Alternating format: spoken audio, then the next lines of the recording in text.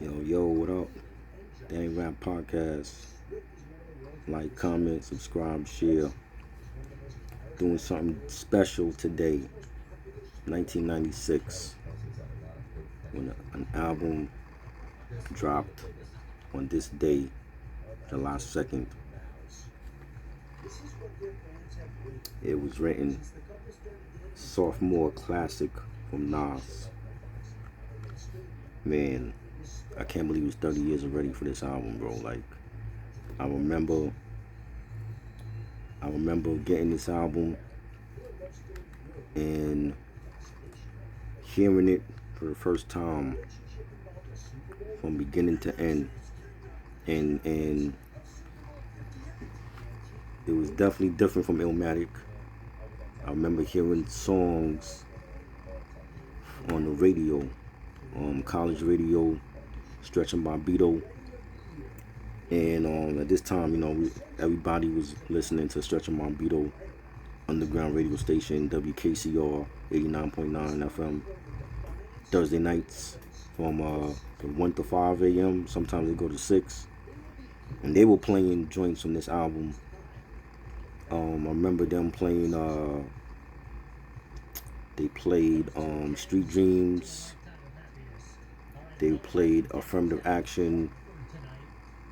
I think they played Silent Murder too. They were playing different joints on the album before it came out, and I was like, yo, like this is gonna be a phenomenal sophomore album from Nas. Right off with the success of Illmatic, even though that didn't sell at that time. It was considered a classic when it came out. And I remember hearing those joints and then going to the record store and buying it. And then getting home and hearing this album and the difference in the beats, the production. And he brought Primo back for I Gave You Power, but he had LES. LES was on the first album, and he had the track masters and Havoc from Mobb Deep on the setup, and it was very different sound in the album, mafioso type of sound. The shows, the songs were different. The lyricism was even better than the first album. I remember seeing the video for If I Rule the World, Lauryn Hill on that track, and Fugees, they come out with the score in 96, and that blew up, and she was everywhere at that time, and that feature was great. First single, they used the Houdini sample, and it was crazy, man. It was crazy. You know, uh, I've played this album for every day for a very long time. Still playing it now. Played it today for the anniversary, and it still sounds fresh. It still sounds like nothing that was out at that time in '96. Just think about all the classic albums that came out. '96 might be the best year for hip hop, golden year for hip hop. So many great albums that came out that year. All Eyes on Me, rest in peace to Tupac, the Fugees, the score, Iron Man, It Was Written, so many great albums that came out. De La Soul, Stakes is High, we're celebrating that album this today as well. 30 years for that album. Rest in peace to True Goy. So many great albums. The Il Nana, Hell on Earth, Mobb Deep, Machiavelli. That might be the best year in the '90s for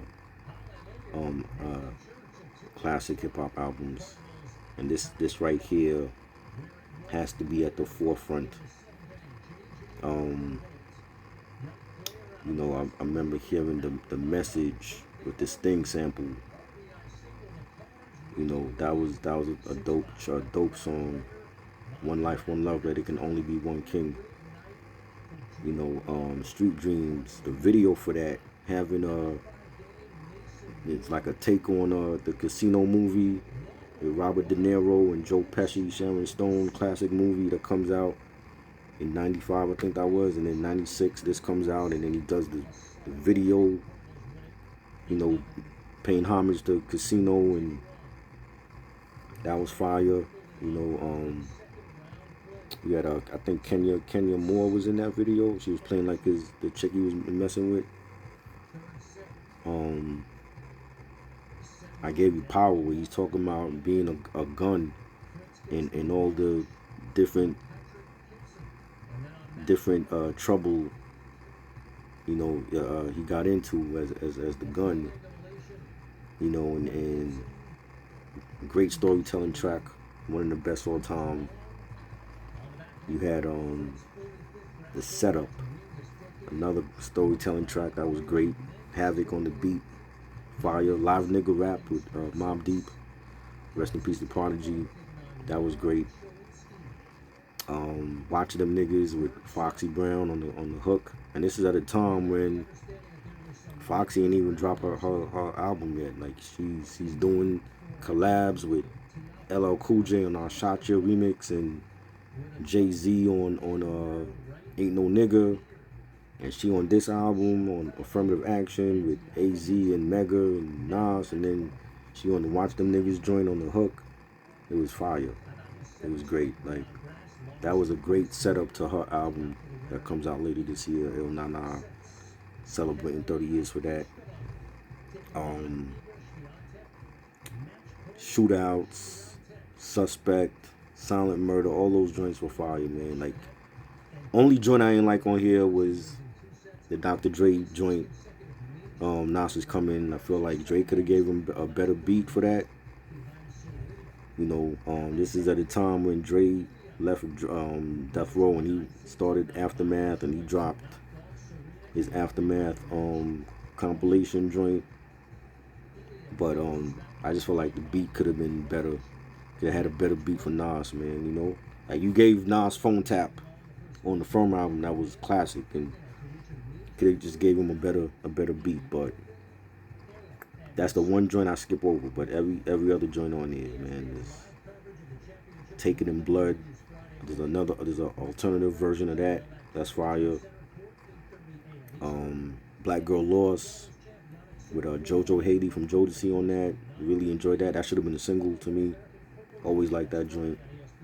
Every joint on here is fire. Classic. Minus the Dre joint. But this album will go down as the mafioso classic of all classics.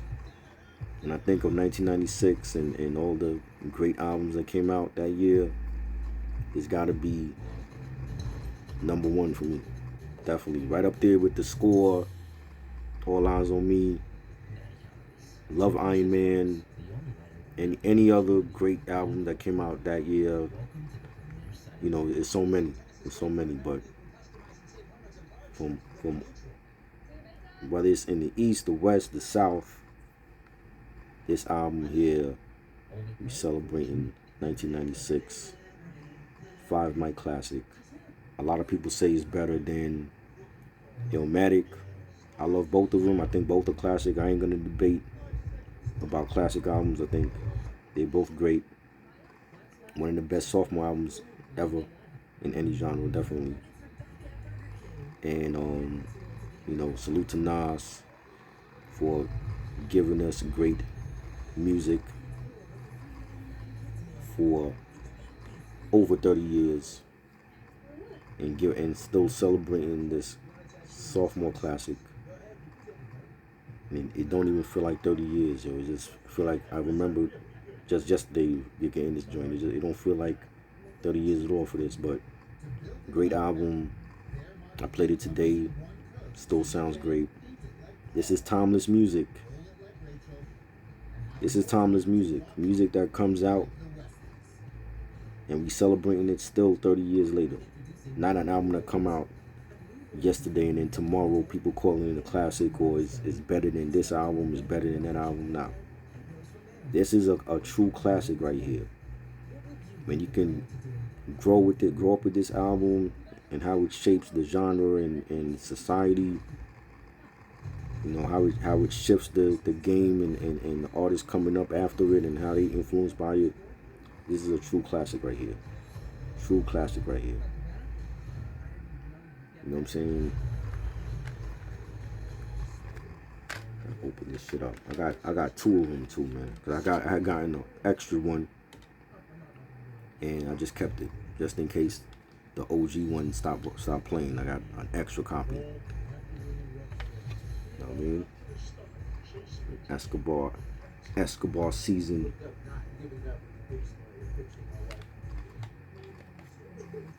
See Nas with the watch and the ring and the chain. And this photo they used for QB Finest, the QB Finest Volume 1 compilation. They used this photo for that. I got that also. See the back cover. Nas rocking the Versace and all that. The Rolex watch.